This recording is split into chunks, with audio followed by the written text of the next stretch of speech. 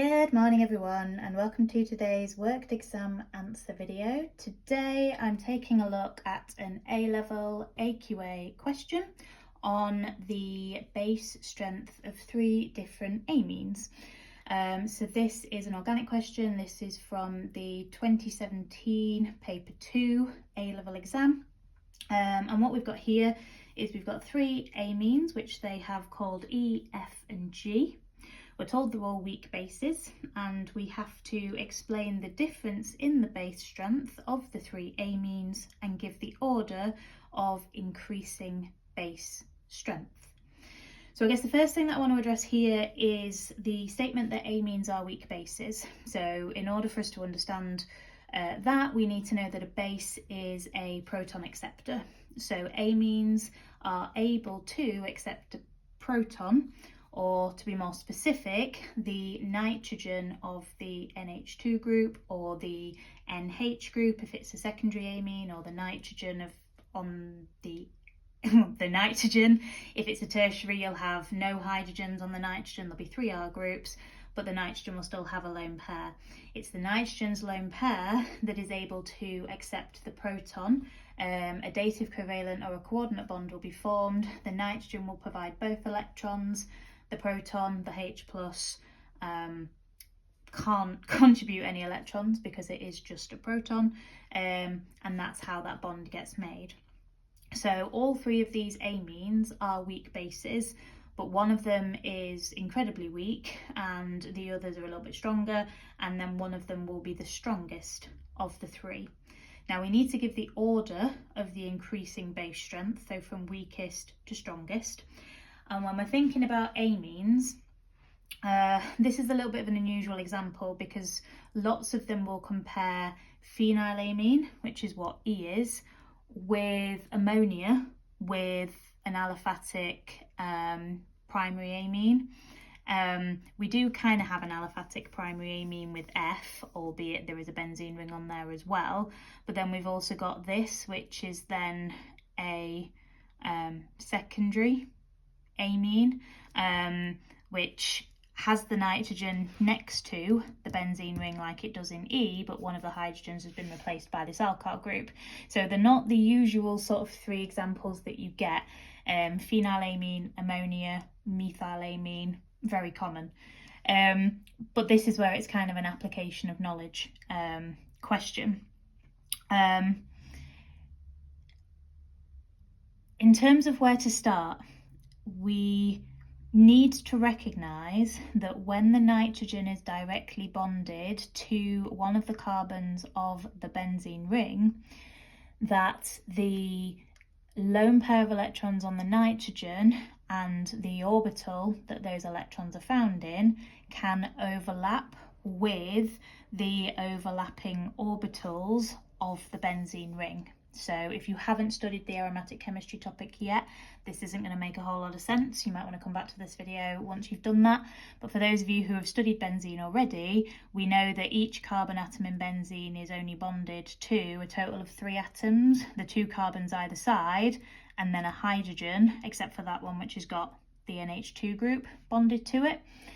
That means that each carbon has 1 electron that isn't involved in bonding, which becomes delocalized because we have the p orbitals that all overlap sideways and create like this kind of like donut above and below the plane of the benzene, and the delocalized electrons can move across all 6 atoms. The nitrogen's lone pair here can join in with that, and that's not great, because if we think back to the weak base and the definition of a base being a proton acceptor, and that needing the nitrogen's lone pair to form that dative covalent bond with the proton, if the lone pair of electrons are not actually always on the nitrogen because they've been delocalized into the benzene ring, then they're not going to be very available. They're going to be less available. And that is one of our buzz phrases when we're answering questions about the base strength of different amines. It's all to do with the availability of the lone pair of electrons on the nitrogen. And where they can delocalize into the ring, they're not going to be very available, because they might be on the nitrogen, but they might also be anywhere in this ring. So that's not fab. If we then look at G has the nitrogen atom still bonded directly to the benzene ring, but rather than it being NH2, one of the H's has been replaced by this alkyl group. What we need to know about alkyl groups, whether they're methyls or ethyls, propyls, butyls, doesn't matter how long that carbon chain is, those groups are electron releasing or electron donating. You can use either word, and that means that they push the electrons in the bond between the carbon that's bonded to the nitrogen towards the nitrogen. And if we have electrons being released towards the nitrogen, then it's going to increase the electron density on the nitrogen and make the lone pair more available. Now, that is going to counteract a little bit of the fact that the nitrogen's lone pair here is going to be delocalized into the ring. So that makes G slightly better than E, because we still have the delocalization potential, but we are counteracting that a little bit, because this alkyl group, the carbon that's directly bonded to the nitrogen, electrons will be pushed towards the nitrogen, increasing its electron density. So G is not going to be much better than E, but it is going to be a little bit better. F is going to be by far and away the best base out of these three. That is because the benzene ring is at the other end of our alkyl chain to the NH2. The nitrogen is not directly bonded to the benzene ring, so there is no way that nitrogen's lone pair on F can delocalize into that ring. That's the first good bit of news. Then we've got this CH2CH2, which again is going to push electrons towards the nitrogen. So again, we're going to increase the electron density on the nitrogen, which is going to make its lone pair of electrons more available to accept a proton, and therefore F is going to be the best base. I now need to write that up into this lovely 6 mark answer. This was actually not a levelled mark answer, but it's always good if you see a 6 mark question to have that kind of in the back of your mind, and just think about the order in which you're going to kind of give your points, to make sure you're being logical, making sure you've considered the key terminology we need to use, which is going to be availability of the lone pair of electrons on the nitrogen, and things like delocalization, electron donating or electron releasing alkyl groups. Yeah, consider that before we get started. And even though this, like I say, this isn't a levelled mark answer, it doesn't hurt to assume that all 6 markers will be. So, going to highlight some of the key pieces of information on the diagrams that I just spoke about. So the fact that we've got the lone pair on the nitrogen here that can delocalize into the ring, and again we've got the nitrogen there which is going to delocalize into the ring. But then we've got on G this CH2CH3 group, which is going to push the electron density towards the nitrogen. And then in F, we don't have the terrible delocalization into the ring. We only have the alkyl group, which is going to release the electrons towards the nitrogen and increase the electron density. So let me get that written up into an answer for you. So I think the first thing I'll do is give the order of increasing base strength for my first thing, and then we're going to explain the difference in base strength. Okay, so E, definitely the worst, G, better than E, F, the best of them all.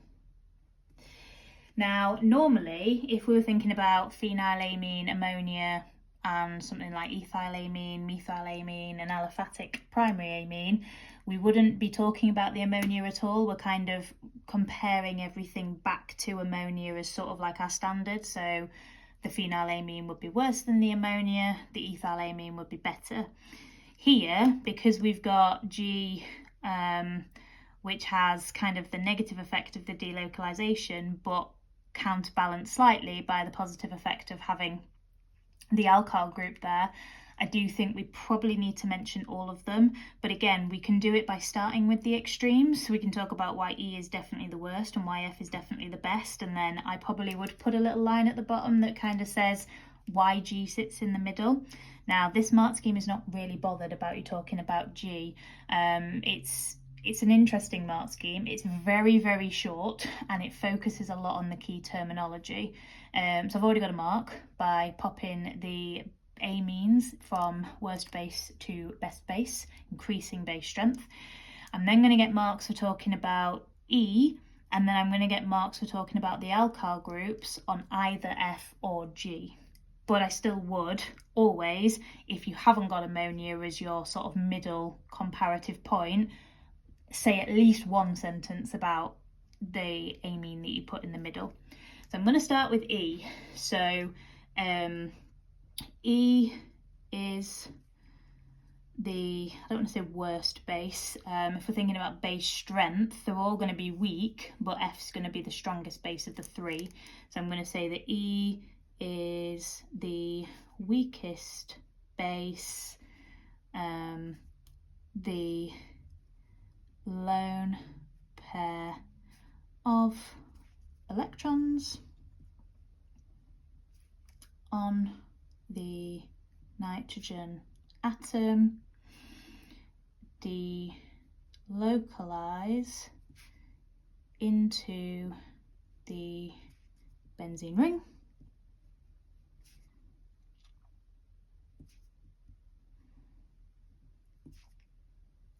which makes it less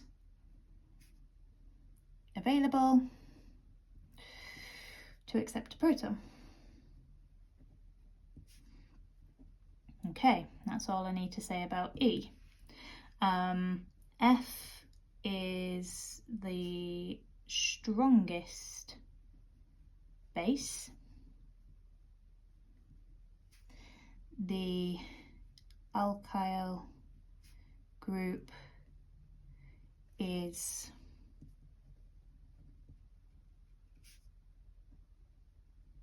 electron donating or electron releasing,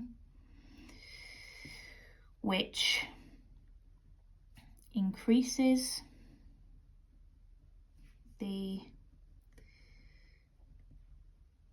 electron density on the nitrogen atom, making its lone pair of electrons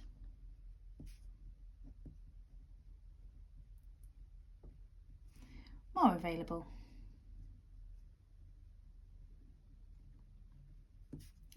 to accept a proton. And then that would have got me all the marks on the mark scheme, because you get a mark for sort of generally talking about the lone pair of electrons on the nitrogen in any context. I say any context, obviously in some sort of accurate context, but I could have picked it up from the bit I explained about E or the bit that I explained about F. You get another mark for talking about them being less available here and more available here, i.e. it's the availability that's important. Got a mark for talking about the delocalizing of the electrons into the ring there, and a mark for talking about the alkyl group being electron donating or releasing, or mentioning the positive inductive effect, that same thing. So yeah, and one for my order. I've got all of my marks, but personally it doesn't sit well with me to not say something about G. So G is between E and F in terms of base strength, because whilst the lone pair of electrons on the nitrogen atom can delocalize into the benzene ring. This is slightly counteracted by the electron donating or releasing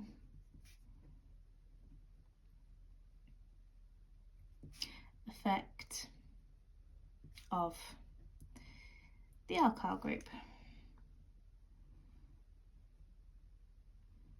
Haven't said anything new or unique in there, so that's not going to get me any marks. However, if this was a levelled marker and we were thinking about the potential stages and the indicative chemistry content we'd need to include, I might suggest that they would do sort of the stages relating to each of the amines and talking about kind of E, and why E is a terrible base, why F is a great base or the strongest base of the three, and then sort of making reference to G. That could be how they were to set out the stages here.